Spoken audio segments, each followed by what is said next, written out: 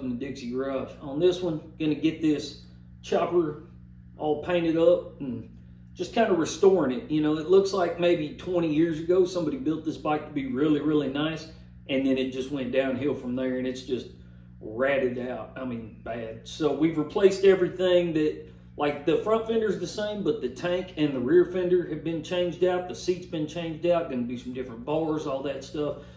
Just changing it all up. Modern styling, and then the other stuff was all banged up, and it was in pretty bad shape. So I have everything primed. This is gonna be an airbrush paint job like what I did a couple years ago on that Sportster. And so gonna first put the flake paint job down first, and then we'll have to sand it, go back, do all the airbrush, and then re-clear it again. So right now I've already done all the body work and primer on it. Even though the fender and the tank are brand new, when you get brand new parts, you still got a body work on there. You know, you got all the ripples in the metal and all that.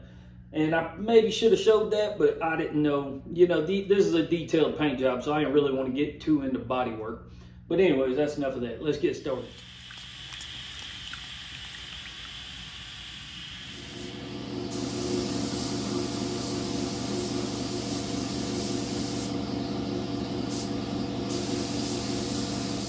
Point, as you can see, everything behind me has been painted with the base coat, 3 coats of it, and it is very golden, which is what he wanted. So now I have to do 3 coats of clear coat with flakes in it. And so 7 and 7. Perfect. Okay. So the only thing, I use a big tip for this. I use I'm using a 1.4 tip on this. And what I have to do is I have to get this net. I use liners for my cup. I don't actually use, so like for my detail gun, you see I got the regular cup on it. For everything else, I use the liners.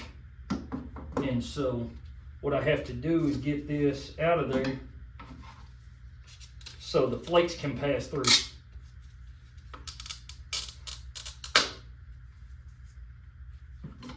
Now you got all that to get the flakes through there. You're mixing the flake. The thing is, however much you see on the stick is pretty much what your paint job is going to come out like.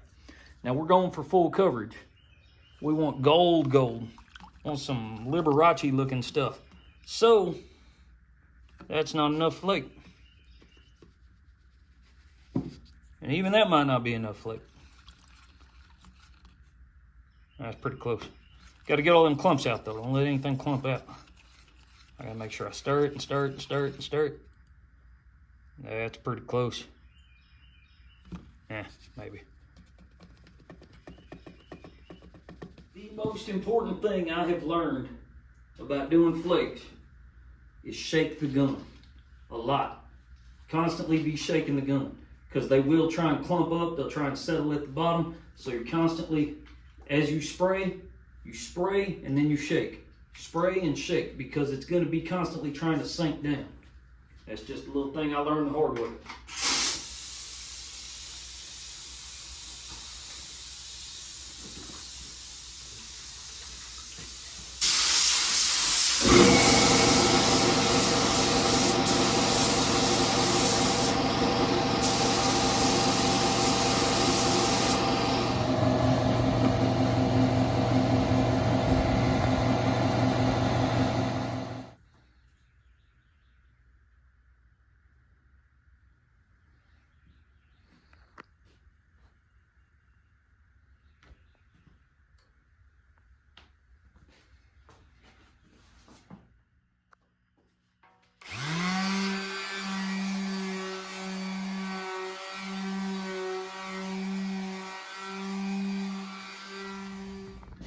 All right, so once you have it scuffed up really well like this, you see it's not really shiny anymore, then you're able to take your tape, make whatever design you want to make in there, and yeah, just get creative. There's really no limit. I'm going to kind of freestyle this, and I'll show you when I got it all put on.